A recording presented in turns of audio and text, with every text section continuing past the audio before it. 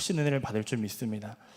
오늘 말씀의 제목 한번 같이 따라 하시겠습니다. 당신은 누구입니까? 누구입니까? 주어를 한번 바꿔서요. 한번 다시 해보겠습니다. 나는 누구인가? 누구인가? 우리는 인생을 살면서 어딘가에 소속되어 있습니다.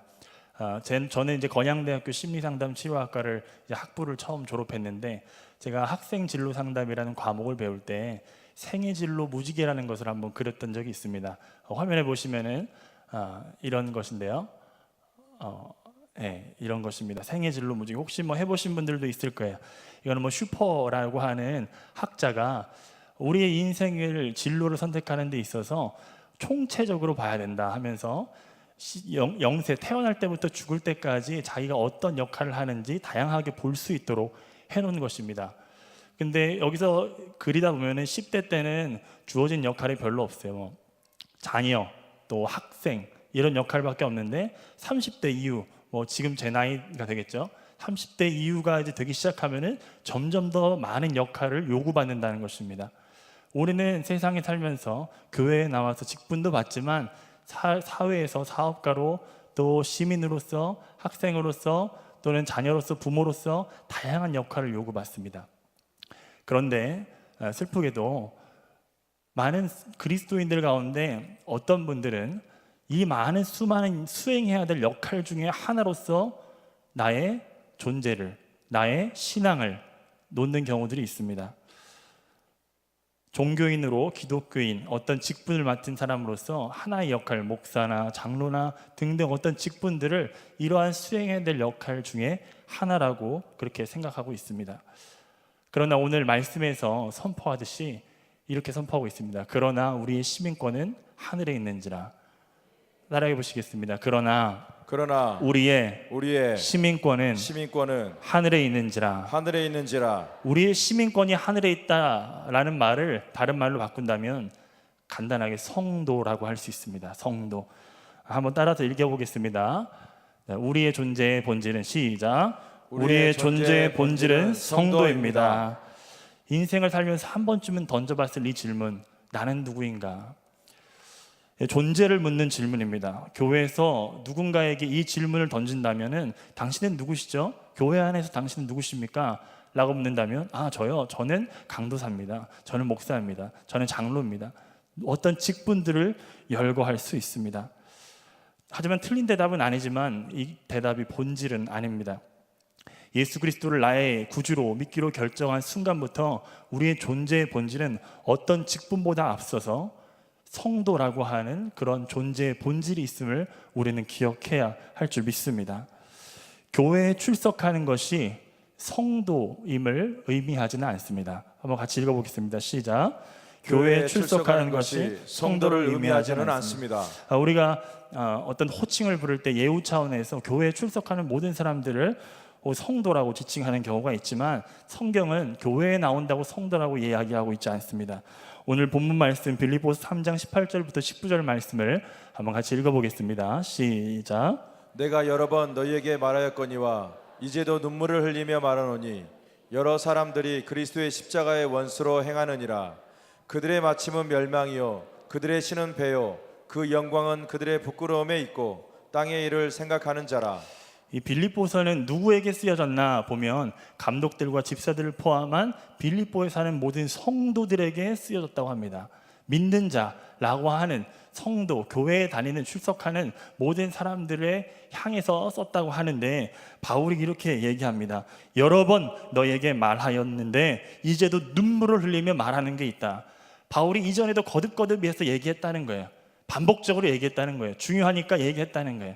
그런데 그것이 어떤 서름에 북받쳐서 어떤 애통하는 심정으로 내뱉은 호소였다는 것입니다. 그 이유가 무엇입니까? 19절에서 나오는 것처럼 많은 사람들이, 여러 사람들이 그리스도의 십자가의 원수처럼 행하고 있다는 것입니다. 그들은 교회 내에서 성도로, 목사로, 장로로, 권사로, 그리고 집사로 불릴 수 있을지는 모르지만 그들을 향해 십자가의 원수처럼 행하고 있다라고 그들의 영적인 현실을 낱낱하게 드러내고 있습니다. 19절에서 바울은 이렇게 얘기합니다. 그들의 마침은 멸망이다. 그들의 신은 배다. 그 영광은 그들의 부끄러움에 있고 땅의 일을 생각하는 자라 이렇게 얘기하고 있습니다. 우리 모두는 이 말씀 앞에 벌거벗은 죄인처럼 서야 할 줄 믿습니다. 여러분의 주인은 진정 누구십니까? 이 존재론적인 질문은 우리에게 끊임없이 던져져야 될 질문입니다. 여러분은 누구십니까? 여러분들의 직분을 물어보는 것이 아닙니다. 여러분은 누구십니까? 여러분의 주인이 정말 예수 그리스도이십니까? 아니면 여러분 자신입니까? 여러분의 생각은 먼저 그의 나라와 그의 의를 구하고 있습니까? 아니면 땅의 일을 생각하고 있습니까? 우리가 예수 그리스도를 믿고 성도가 되었다면 우리 안에 분명한 변화가 일어납니다. 부정할 수 없는 내면의 변화가 일어납니다. 요한복음 9장을 보면 안식일에 예수님께서 날 때부터 맹인된 사람을 고쳐주는 사건이 등장합니다. 바리새인들이 안식일에 맹인을 고쳐주었기 때문에 그 사람을 불러서 책망합니다. 너에게 무슨 일이 일어났냐? 누가 그랬냐? 라고 묻습니다. 나는 그저 어떤 한 사람이 선지자가 다가와서 내 눈에 진흙을 이겨서 바르고 실로암 못에 가서 씻으라고 했더니 보였습니다 라고 이렇게 얘기했습니다. 바리새인들은 그 말을 충분히 믿지 않고 그의 부모를 불렀습니다. 그래서 어떻게 정황이 어떻게 됐냐라고 물어보니까 그 부모들은 출교를 당할까 두려워서 둘러둘러 얘기했습니다. 이러이러한 일이 일어났습니다. 하지만 그가 누군지는 모릅니다. 바리새인들이 다시 그 맹인을 불렀습니다. 그리고 나서 이렇게 얘기합니다. 요한복음 9장 24절에서 25절입니다. 우리 같이 읽겠습니다. 시작. 이에 그들이 맹인이었던 사람을 두 번째 불러 이르되 너는 하나님께 영광을 돌리라. 우리는 이 사람이 죄인인 줄 아노라. 대답하되 그가 죄인인지 내가 알지 못하나 한 가지 아는 것은 내가 맹인으로 있다가 지금 보는 그것이니이다. 우리가 구원을 받았다고 하는 것, 성도라고 하는 것은 마치 이런 것과 같습니다. 처음 성도가 되었을 때, 내가 처음 믿음을 갖게 되었을 때 우리는 수려한 말로 뭔가를 얘기할 수는 없지만 분명하게 얘기할 수 있는 것은 있습니다. 내가 이전에 보지 못했던 것이 있는데 이제는 보게 되었다는 것입니다. 예전에는 천국 지옥이 있다는 걸 믿지 못했지만 지금은 내가 부인하려고 해도 믿어진다는 것입니다. 여러분들 천국과 지옥이 믿어지십니까? 여러분들이 누가 뭐라고 해도 부인할 수 없는 내가 이것을 보았는데 어찌 안 보았다고 얘기할 수 있습니까? 라는 여러분들의 믿음의 견고함이 있습니까? 이 고침을 받은 자가 고백한 것처럼 예수 그리스도를 만난 우리들은 부인할 수 없는 영적인 경험이 있습니다. 영적인 경험. 참 성도는 하나님을 사랑하게 되고 예수를 만난 그 이후부터 죄를 짓는 것이 힘들어지게 됩니다. 그것이 하나님의 은혜입니다. 알곡과 가라지가 섞여 있듯이 사실 교회 안에는 성도와 가짜 성도가 섞여 있습니다. 다들 성도라고 부르지만 가짜 성도는 자신이 담당하는 인생의 수많은 역할들 중에서 성도는 한 부분에 불과합니다. 하지만 참 성도는 자신이 어떤 역할을 감당하든지 자신이 성도라는 생각, 그 생각에 의해서 인생을 결정합니다. 무엇인가를 할 때 내가 성도인데 내가 어떻게 해야 될까? 내가 예수님을 믿는 사람인데 나는 어떻게 해야 될까? 라고 고민합니다. 그의 삶은 하나님의 말씀이 자신의 삶의 기준이 되는 것입니다. 여러분들의 삶 가운데 하나님의 말씀이 기준이 되어 성도다운 삶을 사는 여러분들 되길 축복합니다. 성도는 누구를 이야기합니까? 성도는 누구를 이야기합니까? 자, 첫 번째 한번 같이 읽어보겠습니다. 시작. 성도는 사망에서 생명으로 건져진 존재입니다. 성도는 어디에서 어디로 건져졌다고요? 사망에서 생명으로 건져졌다고 얘기합니다. 성도라는 뜻은 뭐냐? 거룩하게 구별된 무리, 거룩하게 구별된 사람이라는 뜻입니다. 사망에서 건져졌고 세상으로부터 구별된 존재, 바로 그 사람이 성도인 것입니다. 요한복음 5장 24절 우리 같이 읽어보겠습니다. 시작. 내가 진실로 진실로 너희에게 이르노니 내 말을 듣고 또 나 보내신 이를 믿는 자는 영생을 얻었고 심판에 이르지 아니하나니 사망에서 생명으로 옮겼느니라. 사망에서 생명으로 옮겨진 존재라고 오늘 요한복음 5장 24절에서 우리가 분명히 가르쳐주고 있습니다. 우리가 믿음으로 구원을 얻었다고 하지만 우리의 믿음이 믿음 될 수 있게 하는 요인이 있습니다. 그것이 뭐냐? 바로 예수 그리스도의 보혈의 피가 있다는 것입니다. 내가 값없이 선물로 구원을 얻었다 하지만 그것은 결코 아무런 값이 치러지지 않은 값싼 복음, 값싼 구원이 아니라는 것입니다. 바로 하나님이신 예수 그리스도의 보혈이 우리를 위하여 큰 값을, 아무도 지불할 수 없는 그 값을 우리를 대신하여 지불하여 주신 줄 믿습니다. 골로새서 1장 13절에서 14절 우리 같이 읽겠습니다. 시작. 그가 우리를 흑암의 권세에서 건져내사 그의 사랑의 아들의 나라로 옮기셨으니 그 아들 안에서 우리가 속량 곧 죄사함을 얻었도다. 네, 지워주지 마시고요. 14절 같이 보겠습니다. 시작. 그 아들 안에서 우리가 속량 곧 죄사함을 얻었도다. 그 아들 안에서라고 하는 말은 그 아들의 피 안에서라고 하는 말로 고쳐서 얘기할 수 있습니다. 우리가 원래는 흑암의 권세 아래 있었습니다. 하지만 예수 그리스도의 보혈의 피로 구원받은 자는 하나님의 아들의 나라로 옮겨준 줄 믿습니다. 우리가 나라를 옮겼다고 하는 것은 그 나라의 통치와 법 아래에 살게 됐다는 것을 의미하는 것입니다. 그래서 성도는 반드시 그의 삶이 변화될 수밖에 없습니다. 믿습니까? 믿습니까? 우리가 예수님의 피로 구원받았다고 하는 것은 우리가 생각할 때 내가 아무것도 한 것이 없습니다. 때문에 우리는 그 누구도 정죄할 수 없는 것입니다. 이 사실을 여러분 분명히 기억하셔야 됩니다. 성도는 자신이 지금 어떤 존재인지를 아는 것과 동시에 과거에 내가 어떤 존재인지를 아는 사람입니다. 다시 한번요. 성도는 지금 자신이 어떤 존재임을 아는 것과 동시에 자신이 이전에 어떤 존재인지를 아는 사람입니다.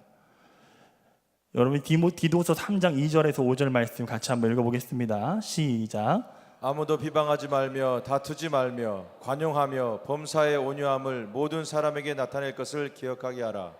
우리도 전에는 어리석은 자요 순종하지 아니한 자요 속은 자요 여러 가지 정욕과 행락에 종노릇한 자요 악독과 투기를 일삼은 자요 가증스러운 자요 피차 미워한 자였으나 우리 구주 하나님의 자비와 사람 사랑하심이 나타날 때 우리를 구원하시되 우리가 행한 바 의로운 행위로 말미암지 아니하고 오직 그의 긍휼하심을 따라 중생의 씻음과 성령의 새롭게 하심으로 하셨나니.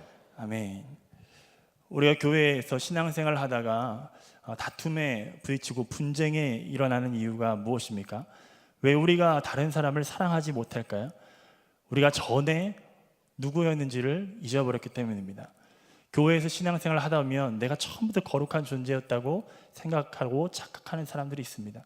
그러한 사람들이 전도를 하게 되면 나타나는 특징 중에 하나를 강남 비전교회 한재용 목사님이라고 하는 분은 아주 간단한 두 가지 용어로 설명했습니다. 예수님을 믿되 이전의 삶을 아는, 내가 어떤 존재인지를 아는 사람은 전도를 하는데 그렇지 않은 사람은 득도의 자세로 전한다는 것입니다. 무슨 얘기인지 이해 가십니까?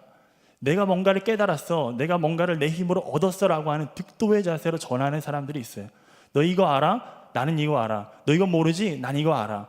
이런 자세로 전하는 득도의 자세로 전하는 사람들이 있습니다. 하지만 우리가 어떤 존재였습니까? 우리는 거지와 같이 삶의 소망도 없이 그냥 길바닥에서 나돌았는, 에베소에 말하면 이미 죽었던 존재가 바로 우리들입니다. 그런데 우리에게 예수 그리스도의 생명을 주셨습니다. 예수 그리스도의 생명을 우리에게 주셨습니다. 우리는 그 생명으로 구원을 얻은 것입니다. 그렇기 때문에 우리는 전도할 때 다른 나와 같이 죽었던 사람들을 만나면서 이렇게 얘기할 수밖에 없습니다. 야야, 내 말 좀 들어봐. 내가 예전에는 죽었는데, 내가 예전에는 삶의 의미도 모르고 삶을 방황하고 그저 열심히만 살았는데 우리의 인생에 가는 곳이 있다더라. 우리의 마지막 가는 곳이 있다더라. 그것이 바로 천국인데 예수를 믿지 않으면 지옥에 간다더라. 그런데 내가 이것을 알게 된 사실이 있어. 예수님이 나의 삶에 오셨을 때 내가 이것을 알게 되었어 라고 이렇게 자신은 없고 예수님만 드러내면서 전도한다는 것입니다. 그러나 우리가 전에 어떤 존재인지를 모르는 사람들은 득도의 자세로 전합니다. 우리의 전도의 자세, 우리가 목장 모임을 할 때나 어떤 다른 사람들에게 예수님에 관한, 교회에 관한 무슨 말을 할 때 여러분들의 태도가 어떠한지 한번 돌아보시기 바랍니다. 여러분들 지식이 많습니까? 여러분의 성경 지식이 많습니까? 그렇다고 해서 우리 모두가 득도의 자세로 누군가에게 말씀을 전할 수는 없습니다. 우리는 아무것도 알지 못하는 자, 거짓에, 사망에 우리가 다 빠져 있었던 자입니다. 그렇지만 하나님께서 우리를 건져주셨습니다. 때문에 우리는 예수님 믿는 사람들은 겸손할 수밖에 없습니다. 여러분들 삶 가운데 예수님을 믿어 겸손함이 여러분들에게 충만하기를 축복합니다. 축복합니다. 두 번째로 성도는 세상에서 구별된 존재를 얘기합니다. 야고보서 4장 4절 말씀 우리 같이 읽겠습니다. 시작. 가늠한 여인들아, 세상과 벗된 것이 하나님과 원수됨을 알지 못하느냐? 그런즉 누구든지 세상과 벗이 되고자 하는 자는 스스로 하나님과 원수되는 것이니라. 성도가 되었다고 하는 것은 하나님과 가까워졌다, 하나님의 백성이 되었다고 하는 것입니다. 그런 자는 세상을 가까이 할 수 없습니다. 하나님과 벗된다고 하면서 세상과 친할 수 없는 것입니다. 교회에 다닌다고 하는데 예전에 짓고 있던 그 죄를 아무런 죄책감 없이 그냥 계속 짓고 있다? 그것은 문제가 있는 것입니다. 내가 진짜 성도인가 돌아봐야 합니다. 나는 정말 성도인가? 내가 교회 다니고 있다고 하는데, 예수 믿고 있다고 하는데 아직도 그 죄를, 은밀한 죄, 반복적으로 짓는 죄, 그 죄를 끊지 못하고 있다, 그 사람 미워하고 있다. 이것은 심각하게 우리를 돌아봐야 합니다. 한 번에 단번에 우리가 예수 믿는 다음에 죄가 끊어지진 않더라도 우리 안에는 그 죄 때문에 심각한 불편함이 있어야 됩니다. 믿습니까? 저는 이렇게 기도한 적이 있습니다. 하나님, 제가 죄를 지었을 때 하나님 엄청나게 슬프게 해주세요. 엄청나게 아프게 해주세요. 여러분, 죄를 짓고도 여러분들의 마음이 무감각하십니까? 여러분들 예배에 습관적으로 늦는데, 예배에 습관적으로 졸고 있는데 여러분들에게 아무런 죄책감도 없으십니까? 찬양을 하는데 여러분들의 마음을 담아 하나님께 찬양하지 않으면서 여러분들은 아무런 죄책감도 없으십니까? 우리를 돌아봐야 될 줄 믿습니다. 여러분이 누구인지를 기억하십시오. 여러분들이 누구인지를 기억할 때 우리에게 승리가 있는 줄 믿습니다. 세 번째, 성도는 성령을 모신 존재입니다. 따라하겠습니다. 성도는 성령을 모신 존재입니다. 우리가 교회를 얘기할 때 교회 이퀄 성전이라는 얘기를 합니다. 성전은 모두 알고 있듯이 건물이 성전이 아닙니다. 왜 이곳이 성전이 될 수 있습니까? 성령, 거룩하신 영이 이곳에 함께하기 때문에 성전이 될 수 있는 것입니다. 동일한 의미에서 우리를 성도라고 얘기합니다. 성도라고 하는 것은 내가 거룩한 행위를 했기 때문에가 아니라 우리 안에 누가 계시기 때문에 우리가 성도가 될 수 있는 것입니까? 성령이 계시기 때문에. 반드시 그래서 성도는 성령의 사람이 될 수밖에 없습니다. 성도라고 하면서 여전히 육체 가운데 거하고 있다, 자신의 배를 신으로 섬기고 있다, 땅의 일을 생각하고 있다, 이것은 십자가의 원수로 행하는 것임을 여러분들이 알아야 될 줄 믿습니다. 고린도전서 3장 16절 말씀 우리 같이 읽겠습니다. 시작. 너희는 너희가 하나님의 성전인 것과 하나님의 성령이 너희 안에 계시는 것을 알지 못하느냐? 너희는 너희가 하나님의 성전인 것과 하나님의 성령이 너희 안에 계시는 것을 알지 못하느냐? 우리의 내면을 철저하게 바라봐야 될 줄 믿습니다. 성도는 성전임과 동시에 성령을 모신 자입니다. 그래서 성령의 사람이 될 수밖에 없고 복음에 합당한 삶을 살게 될 수밖에 없습니다. 마지막으로 나는 성도다라는 존재의 확신에 뿌리를 둘 때 승리할 수 있습니다. 한번 같이 읽어볼까요? 시작. 나는 성도다라는 존재의 확신에 뿌리를 둘 때 승리할 수 있습니다. 내가 누구인가를 아는 것은 모든 행동의 뿌리가 됩니다. 실례로 이런 말이 있습니다. 자리가 사람을 만든다. 이런 말 들어보신 적 있죠? 자리가 사람을 만든다. 또 어떤 철학자는 이런 얘기도 했습니다. 존재는 행위에 앞선다. 존재인식은 곧 행위를 낳는다, 이런 말입니다. 말이 어려운데 제가 예를 들어 설명하자면, 제가 남자입니다. 남자라는 존재입니다. 제가 남자라는 것을 의심해 본 적이 없습니다. 그런데 남자라는 존재가 여자와 같이 행동하는 게 쉬울까요? 어렵습니다. 한번 해봤습니다. 대학교 1학년 때 MT에서 선배들이 억지로 시켜서 여장 한번 해봤지만 그것처럼 힘든 게 없었습니다. 우리의 존재, 남자라는 존재이기 때문에 여자라는 행위를 하기 힘든 것입니다. 물고기가 물 밖을 나가 살 수 없는 것처럼 그의 존재가 우선이지 행위가 우선이 되지 않는다는 것입니다. 바울은 자신의 존재가 누구인지를 아는 것이 중요하다는 것을 알고 있었습니다. 바울의 서신서를 이렇게 살펴보다 보면 첫 머리에 반복적으로 등장하는 구절이 있습니다. 예수 그리스도의 사도된 나 바울은, 예수 그리스도의 종된 나 바울은, 이런 어구들을 계속해서 반복적으로 쓰고 있는 것을 볼 수 있습니다. 어떤 신학자들은 이것을 일컬어서 바울이 자신의 사도성을 변증하기 위해서, 변호하기 위해서 반복적으로 쓰는 것이다 라고 얘기하기도 하고, 어떤 사람들은 그 당시에 로마 시대에 썼던 편지의 형식 중에서 첫머리에 인사말을 그렇게 쓰게끔 돼 있었기 때문에 쓴 것이다 라고 이렇게 얘기하는 사람들도 있습니다. 모두 다 일리는 있다고 생각합니다. 하지만 저는 오늘 말씀을 통해서 빗대어 설명하자면, 바울이 자신이 누구인지를 편지 첫머리에 늘 기억하면서, 내가 이런 존재지, 맞아, 내가 그리스도의 사도지, 내가 사람을 기쁘게 하는 사도가 아니라 그리스도의 사도야, 나는 하나님의 종이야 라고 하는 존재를 끊임없이 재확인했다는 것을 의미한다고 저는 생각합니다. 또한 바울이 쓴 서신서에서 두드러지게 나타나는 특징들이 있습니다. 전반부에는 교리적인 부분을 다룹니다. 그리고 후반부에는 실천적인 부분을 다루죠. 교리적인 부분은 어떤 걸 다루고 있냐? 우리가 어떻게 성도가 되었는가, 성도는 어떤 존재인가를 드러내고 있습니다. 그리고 실천적인 부분을 다루고 있어요. 이것은 무엇을 의미하냐? 우리는 보이는 행위에 집중하는 경우가 많이 있습니다. 하지만 행위는 그 행위를 통해서 판단할 수 없습니다. 우리는 우리의 마음에 어떤 작용들이 일어나는지 우리 스스로 하나님 앞에서 정직하게 되돌아봐야 합니다. 우리는 바울이 얘기하듯이 너가 먼저 성도의 존재인 것을 확신한 가운데 그 행위가 의미가 있는 것이지, 거칠애로 하는 것은 의미가 없다는 것을 반복적으로 얘기하고 있는 것입니다. 뭐가 중요합니까?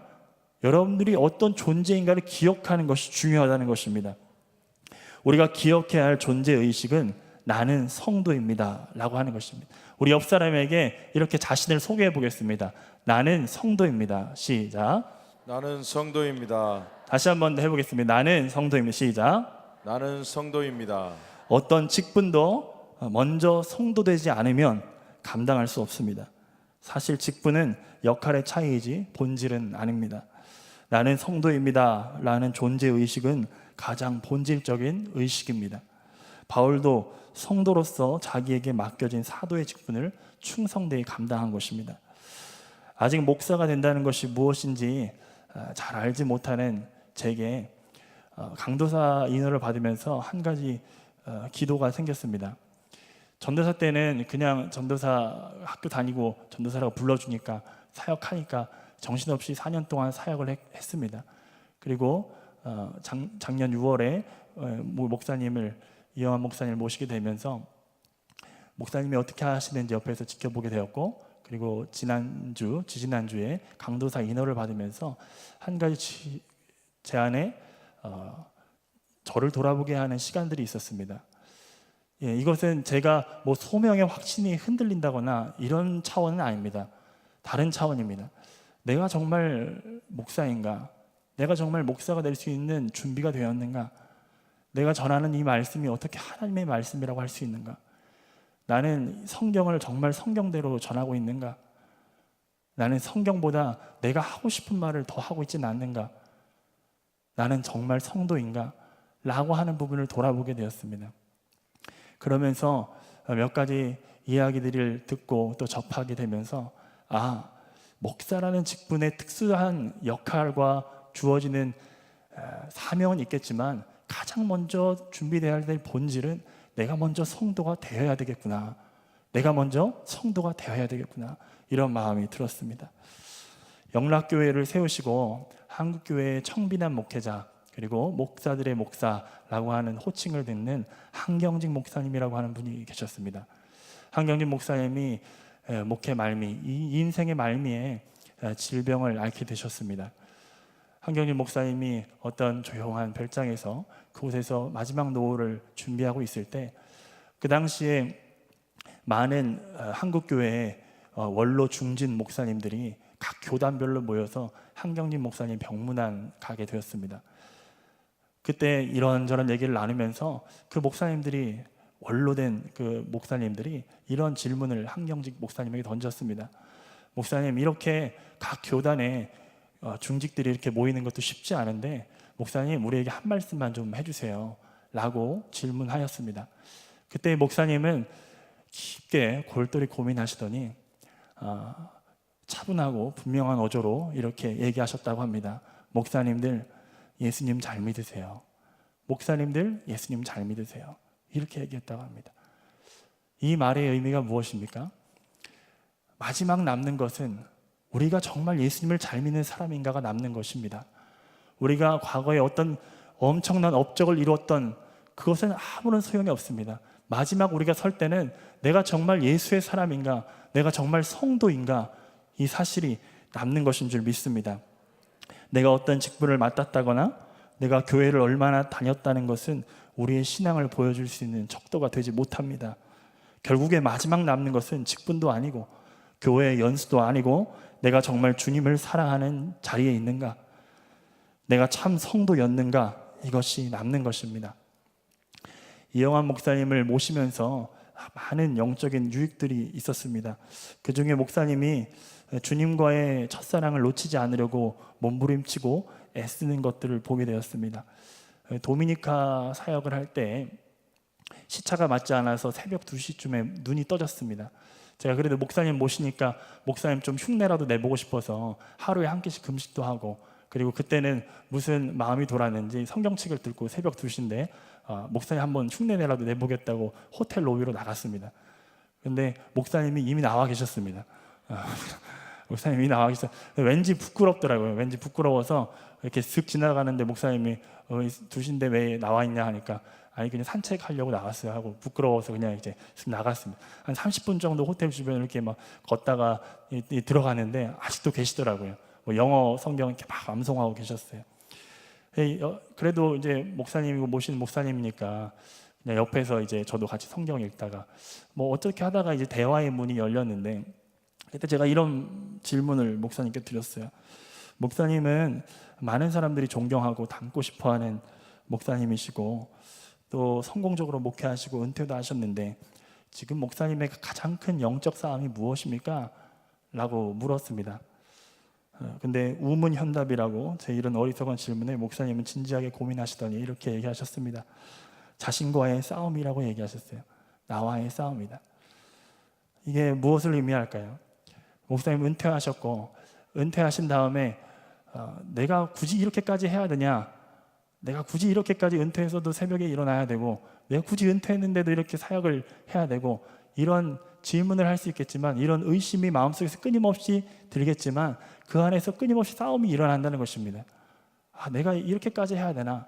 그런데 이것을 계속 싸우고 이겨내고 내가 마지막 주님 앞에 갈 때까지 성도로서 참 신자로서 서야 되겠구나 라고 하는 그런 싸움이 있다는 것입니다. 지난 노회에서 한 은퇴하신 목사님께서 이런 말씀을 하셨습니다. 은퇴하신 후 첫 번째 맞이하는 월요일 날 습관적으로 눈이 떠졌는데 갑자기 이런 생각이 들었다고 합니다. 내가 왜 새벽에 일어나야 하지? 은퇴하셔서 새벽 예배를 인도해야 한다는 책임에서는 벗어났지만 한 사람의 성도로, 한 사람의 신자로, 그리스도인으로 여전히 영적인 싸움은 남아있다는 것입니다. 이 이야기가 우리에게 시사하는 바가 무엇입니까? 우리에게 마지막 남는 것이 무엇인가? 내가 장로인가? 내가 목사인가? 직분이 남는 것이 아니라 내가 정말 예수님을 믿는 사람인가? 내가 성도인가? 라고 하는 사실이 남는다는 것입니다. 우리가 직장 생활을 하거나 학교를 다니거나 사회생활을 하면서 이런 말은 절대 들어서는 안 되겠습니다. 너도 교회 다니니? 너도 교회 다녔었니? 이런 말을 듣는다면 여러분들 한번 돌아보셔야 됩니다. 제 얘기를 해서 죄송하지만 제 안에 좀 잔잔하게 남는 생각할 거리를 주었던 사건이 있어서 한번 나누겠습니다. 제가 어린이 사역을 하고 있을 때 어린이 그 학교 앞 전도를 이제 하고 이제 집에 돌아오는 길이었습니다. 그때 한 어린이가 항상 전도할 때 마주치는 어린이였어요. 같이 나가다 보면 맨날 마주치는 아이들이 있거든요. 맨날 간식 먹으러 오는 아이들이 있어요. 근데 그 아이가 공교롭게도 제가 사는 아파트에 같이 살고 있었던 거예요. 그래서 제가 얼굴을 보고 누구누구야 안녕 하고 인사했습니다. 근데 그 옆에는 제가 한 번도 얼굴도 보지 못한 친구가 앉아 있었어요. 뭐 모르는 아저씨 같은 분이 막 인사를 하니까 그 친구가 물어보는 거예요. 누구야? 누구야? 이렇게 물어보는데 그 친구가 제 이름은 모르는데 이렇게 얘기하는 거예요. 교회야? 교회야? 이렇게 얘기하는 겁니다. 여러분들은 누군가에게 저 사람 누구야? 라고 물어봤을 때, 누군가가 여러분들에게 저 사람 누구지? 라고 물어봤을 때 여러분들은 뭐라고 불리기를 원하십니까? 저 사람 교회야. 저 사람 정말 예수님 믿는 사람이야. 이런 말을 듣는 여러분들 되게 축복합니다. 마지막 결론으로 한번 같이 읽어보겠습니다. 시작. 인생의 끝에 무엇으로 기억되기를 원하나요? 반주 준비해 주시고요. 생의 마지막이 되었을 때 여러분들은 무엇으로 기억되기를 원하십니까? 우리의 사회적 지위, 직분 등은 우리를 아름답게 만들어주지 못합니다. 얼마나 주님 앞에 진실한 성도였는지가 남게 되는 것입니다. 그래서 우리는 끊임없이 겸손한 마음으로 하나님 앞에 서야 될 줄 믿습니다. 우리가 스스로 성도 될 수 없습니다. 성도가 되는 신분을 얻는 것은 하나님의 은혜로 얻었지만 성도가 된 사람들은 성도됨으로 나아가야 될 줄 믿습니다. 내가 정말 성도인데 성도가 되었는가 라고 하는 이 미묘하지만 큰 차이를 여러분들이 느끼시고 내가 정말 성도됨으로 나아가는 성화의 길로 나아가는 여러분들에게 축복합니다. 그 길을 도우시는 분이 있습니다. 바로 성령 하나님이신 줄 믿습니다. 우리 예수 그리스도이신 줄 믿습니다. 우리의 힘으로가 아닙니다. 겸손한 마음으로 주님 앞에 엎드릴 때 우리가 우리의 연약함, 우리의 부족함을 담당하시고 우리에게 새 힘을 허락하시는 분이 계십니다. 빌립보서 1장 6절 우리 같이 큰 소리로 읽겠습니다. 시작. 너희 안에서 착한 일을 시작하신 이가 그리스도 예수의 날까지 이루실 줄을 우리는 확신하노라. 네, 중요하니까 한 번만 더 선포하겠습니다. 시작. 너희 안에서 착한 일을 시작하신 이가 그리스도 예수의 날까지 이루실 줄을 우리는 확신하노라. 예수님께서 시작하신 일입니다. 예수님께서 이루어 가실 것입니다. 예수님께서 마치실 것입니다. 우리 인생 가운데 예수님만 붙들면 우리는 성도 되는 길로 나아가는 줄 믿습니다. 우리가 성도답게 살기 위해서 가난한 심령으로 성령의 은혜를 구할 때 주님은 은혜를 주십니다. 우리 로마서 8장 28절에서 29절 말씀을 한번 같이 읽어보겠습니다. 시작. 우리가 알거니와 하나님을 사랑하는 자 곧 그의 뜻대로 부르심을 입은 자들에게는 모든 것이 합력하여 선을 이루느니라. 네, 잠시만요. 우리가 이 말씀을 많이 접했습니다. 그러면서 어떻게 주로 인용하냐? 이렇게 인용합니다.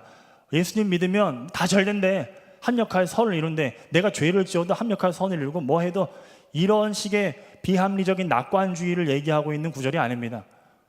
모든 것이 합력하여 선을 이룬대. 모든 것이 알아서 잘 될 거야. 내가 알아서 내 육체대로 살고 내 욕망대로 살아도 다 잘 될 거야. 우리는 하나님의 부름을 받은 사람들이니까. 이런 의미가 아닙니다. 여기서 말하는 선이 무엇인가를 성경적인 의미로 살펴봐야 될 필요가 있습니다. 여기서 말하는 선, 합력하여 선을 이룬다고 할 때 이 선이 무엇일까요? 바로 이어서 나오는 29절에 이렇게 얘기하고 있습니다. 우리 같이 읽어보겠습니다. 시작. 하나님이 미리 아신 자들을 또한 그 아들의 형상을 본받게 하기 위하여 미리 정하셨으니 이는 그로 많은 형제 중에서 맏아들이 되게 하려 하심이니라. 그 선이 무엇이냐? 우리를 모든 상황 가운데 고난 가운데 몰아넣고 축복 가운데 몰아넣고 신앙생활하는 모든 상황 가운데 몰아넣으면서 그 모든 상황으로 이루기를 원하는 선이 무엇이냐? 우리가 하나님의 아들의 형상 예수님을 닮아가기를 원하신다는 것입니다. 우리를 부르신 이유가 우리가 예수님을 닮게 하기 위하여서 우리를 부르셨다는 것입니다. 미국의 유명한 기독교 작가인 맥스 루케이도가 이런 말을 했다고 합니다. 우리 같이 읽어보겠습니다. 시작. 하나님은 당신을 있는 그대로 사랑하십니다. 하지만 그대로 두지는 않으십니다. 하나님은 당신이 예수님처럼 되기를 원하십니다. 우리가 예수님 믿은 지 30년이 됐습니다. 예수님 믿은 지 20년이 됐고 어느 정도 연수가 지났는데 여러분들의 신앙은 여전히 그 자리다. 나의 신앙은 변한 것이 하나도 없다. 그렇다면 여러분들 한번 돌아보셔야 됩니다. 정말 내가 예수님을 사랑하고 있는가?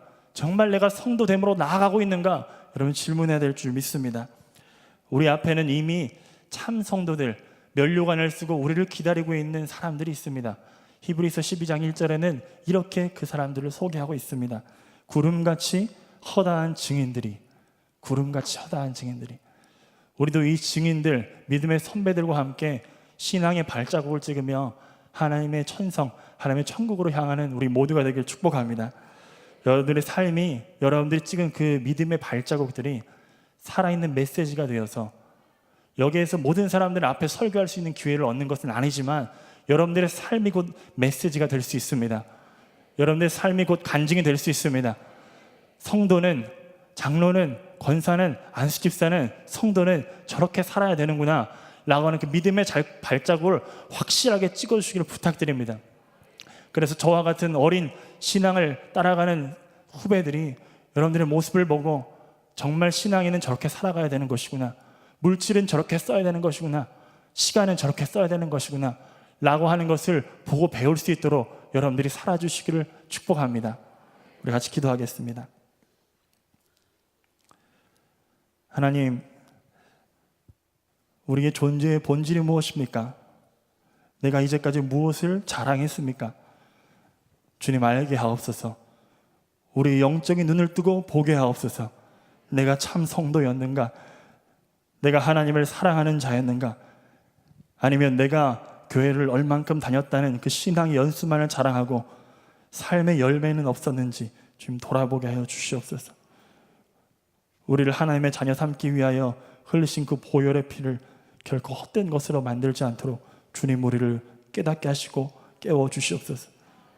우리는 우리의 힘으로 설 수 없습니다. 성령 하나님 도와주시옵소서. 예수님의 이름으로 기도합니다. 아멘.